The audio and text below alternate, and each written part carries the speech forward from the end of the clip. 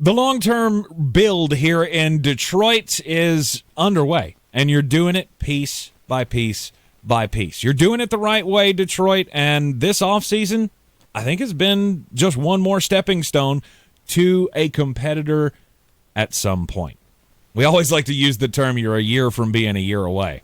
I think this might be a little more extended than that, but I do like the moves that they've made so far. Well, I mean, this is a long play.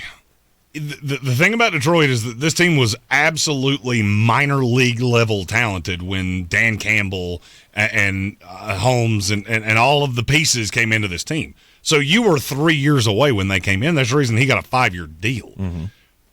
The thing about Detroit that I love is that they're not jumping out of line. Just because we had the money does not mean we have to spend it. I absolutely love the DJ Chark signing. It's a 1-year deal. I mean, I can't sit here and tell you he's going to be around forever. But you hit a home run last year with Penei Sewell. I think you hit a home run with Amon-Ra St. Brown. You're in a position to hit a couple more home runs this year. And if you just keep doing that, eventually this team is in a division that is very up in the air for the long term.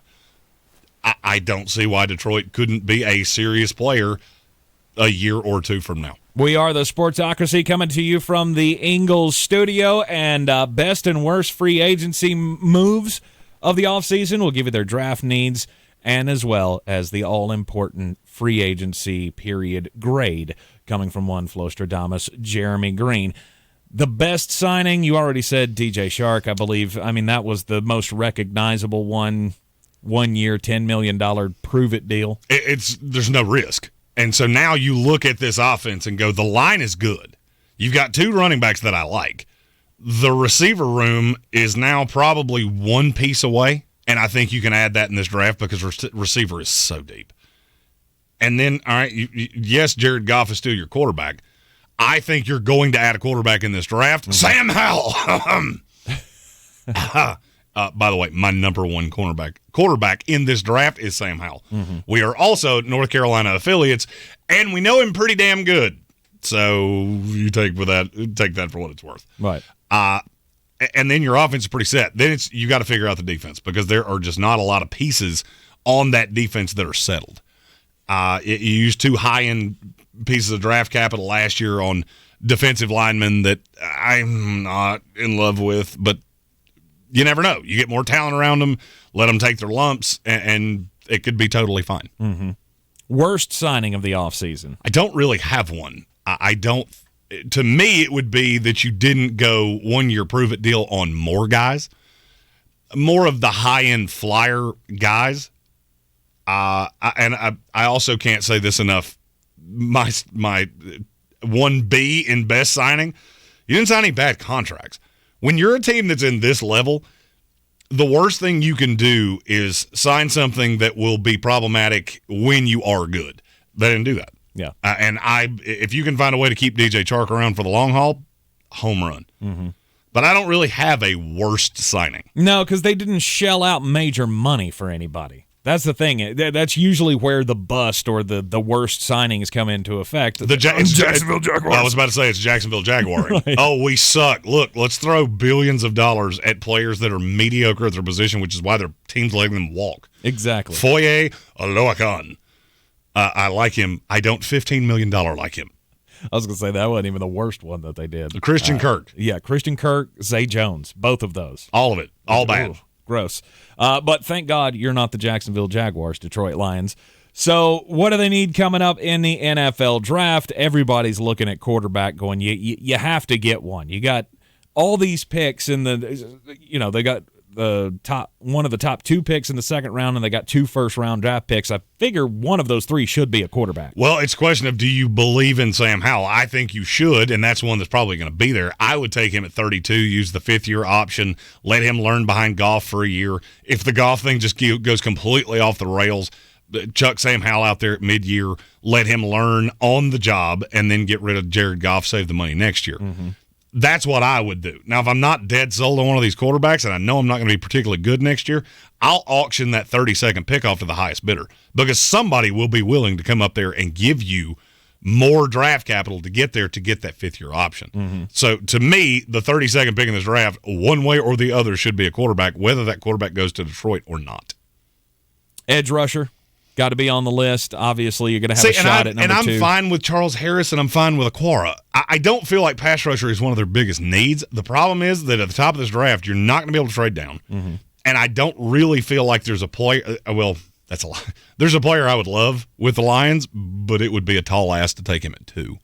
And his name is Kyle Hamilton. I would absolutely love him in Detroit, but the slow 40 time, the mixture of things. My hope is that Detroit does one of 2 things.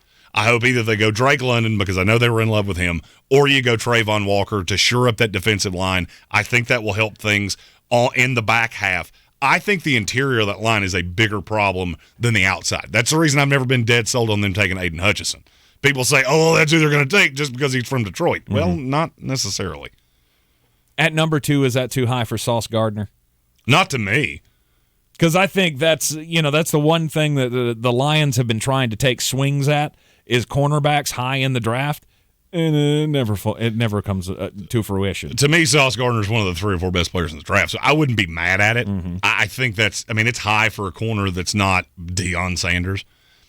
But for me, it's either Trayvon Walker, who I do think is going to go 1, which would leave all of the edge rushers on the board. I'm just not sure you can bypass them. Right. Because, yes, I like Aquara, but I'm not dead sold on Charles Harris. You're not long-term committed to him.